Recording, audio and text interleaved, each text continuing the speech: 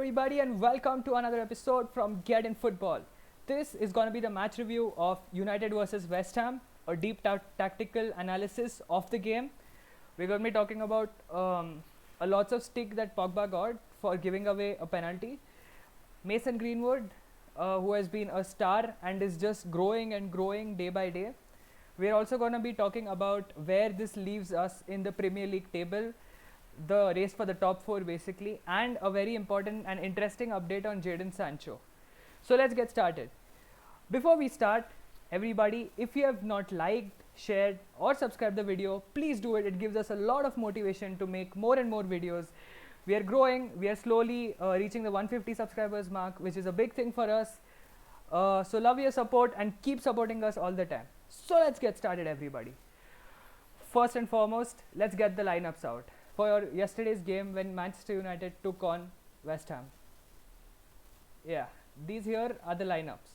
So both the teams kind of played a 4-2-3-1, and I really expected us to thump West Ham. Maybe not, if not 3-0, 4-0, at least a 2-0 result was my prediction, but that was not to be. Why? Because according to me, we just came here for a draw. We didn't come for anything more than a draw. Because at halftime, when we were down 1-0, and I will talk about the controversial penalty, when we went to the halftime 1-0, apparently, what Ole Gunnar Solskjaer told the players is, if we win 2-1 or just get a draw, it's the very same thing. So our mentality basically was just to go out there and get a draw against West Ham. I mean, seriously, our mentality is to get a draw against West Ham. They just survived relegation. We are Manchester United. We can't be satisfied with draws. We have been very poor in the last 4 games, namely Southampton, Crystal Palace, Chelsea, and yesterday West Ham. Poor. And this is one of the reasons why I didn't even see us creating many chances. We didn't have clear-cut chances. I think Greenwood had one. He punished the West Ham defense. But over and over, the basic formation which we started with, a 4-2-3-1, I think Williams and Fosu Mensah were poor. I mean, Fosu Mensah, I think he was all right, but he got quite a few chances to put in balls in the box, but he could not kind of convert that. Brandon Williams got toyed around by Bowen, who's a really interesting and a really good player. I really rate Bowen, and he gave Brandon Williams a very tough time at left back. So I think even he had a very poor game yesterday. Matic kind of, he could break the lines few times, and sometimes he did cover up for Brandon Williams, but according to me, he slowed the game down. We took too many touches of the ball. We could not move the ball quickly, and that's the reason we were kind of stagnant. It got boring at one point because we were not able to create anything, and it looked as if we are not even trying to create anything. And I'm gonna come to Pogba at the very end. I think Fernandes had a very off game. Rashford was poor. I think Martial's hold-up play and link-up was again brilliant. He has been our star man this season, along with Mason Greenwood, phenom, 18-year-old phenom. Gonna be talking about Mason Greenwood as well in depth in the coming time. First and foremost, talking about the Pogba penalty, where I think Declan Rice took a shot and it was absolutely fired. It came towards Pogba, and instinctively he got his hands in the way, and that's a clear penalty. Michail Antonio slotted that home. According to me, I mean, I'm not denying the fact that's a penalty. It's a clear penalty, but Pogba got a lot of stick for this, and according to me, there's nothing wrong in that. You can't be getting your hands in the way if someone's shooting at you. I know it's instinctive. If one of us are playing the game, there's a very good chance and we would do the same. But the fact that the stakes are so high, the points dropped are, it's so important at this point. This is really frustrating to give away a penalty the way we did. I don't think West Ham even came here to score. They would be happy with a 0-0 draw. They got the goal, which was a bonus, and we recovered. We recovered the moment the second half started. We got a goal from Mason Greenwood, very soon, and I really thought that we're going to turn this around. But after that, both the teams, I think West Ham looked even more threatening than us. But um, it just ended 1-1, and I know both teams, whatever they played yesterday, 1-1 is a fair result, but it's a very bad result for us because Ole Gunnar Solskjaer, you can't have this mentality saying we can, we'll just take a draw against West Ham and we'll move. It's the same as a 1-0 result. It doesn't work like that. We should be, if not thrashing, at least getting a 2-0, 3-0 victory against West Ham United. Come on. I mean, yeah, that was really poor. And also a remarkable achievement by Mason Greenwood. This man here, he gets, whenever he scores, most of the other rival fan bases, they lose their shit. Um, he has been the player to score maximum number of goals for the club in all competitions in a single season. As a teenager for Manchester United, he has scored 17 with our first team, with our main team, and he's just gonna go up. He's just gonna keep growing. He's a talent, and we need to nurture the talent very well. He can go. I mean, he can go to. I don't know. I'm not gonna say that he's gonna become the next big thing. And we have seen many players kind of lose their way somewhere in the middle. But I don't see that happening with Greenwood. He's a sensation. He's a star. And the matter of fact is, every single time he starts, we do rely on him for goals. He's been our, arguably, him and Martial, one of them.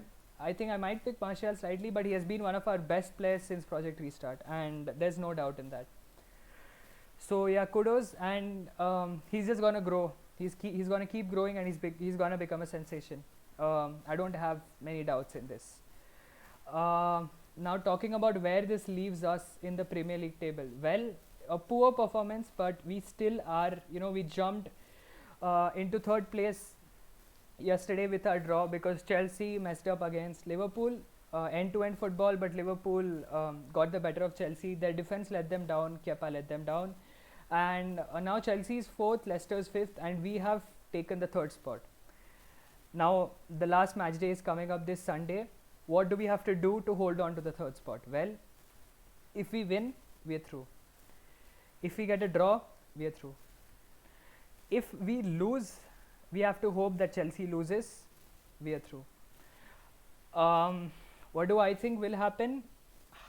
I don't know. I mean, what are these players going into the game? What are they going to think? I mean, okay, they are coming on the back of 4 very poor performances. They don't, have the confidence in them. That's what a victory gives you. Even if in this case a draw and a win, margin, like a 2-1 victory against West Ham or something like that, even though it's the same proposition going into the final match day, confidence is what matters. We have been poor against Southampton, against Palace, against Chelsea, and now against West Ham. I think this team is full of bottlers. We saw this last season as well, where we had a very good chance of getting top 4, but in the end we bottled it. And people might think, oh, we just need a draw. I don't know.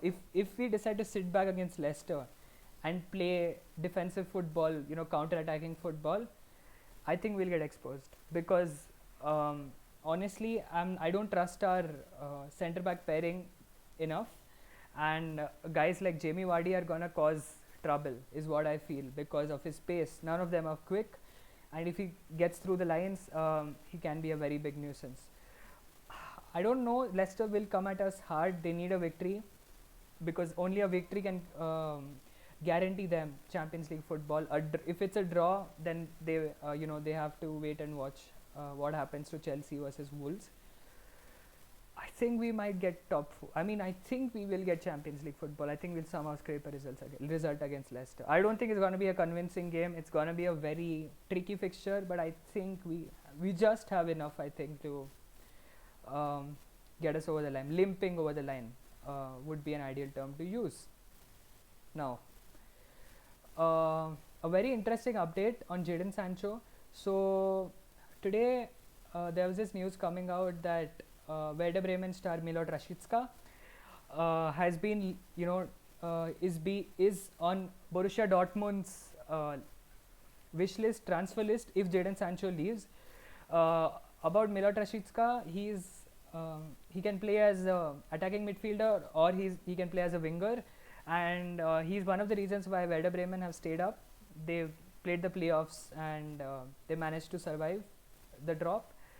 So this is coming from the Telegraph, which I would say, I mean, you can't with the Telegraph. I don't think you can be very sure or what they are saying. It might be a little too, it can be a presumption, but it's positive. Yeah, if Dortmund are actually looking for a replacement for Jadon Sancho, it's great.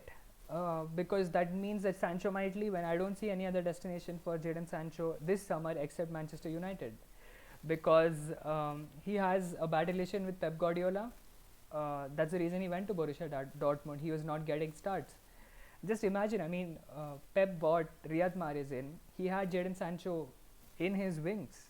Yeah, still bought Riyad Mahrez. So there's not a good relation between Pep Guardiola and Jadon Sancho. I don't see Chelsea going for Jadon Sancho. No other club. I just feel it's open to us to get the deal done. I think around 90 million euros would be what I feel be sufficient for the deal to be completed, and I expect us to get top 4. I think if we get Champions League football, it's a matter of time before the deal gets done. If we don't, there are ifs and buts. I don't know if Jadon Sancho would come if we don't get Champions League football. But not only him, we must be also looking at a centre back, a pacey centre back, because I rate Maguire, I rate Lindelof, but when they play together, it's not what it should be, because both are not the quickest. Yeah, and if you have a pacey forward against them, he might cause nuisance. Yesterday, I think both were solid. They kept Antonio at bay.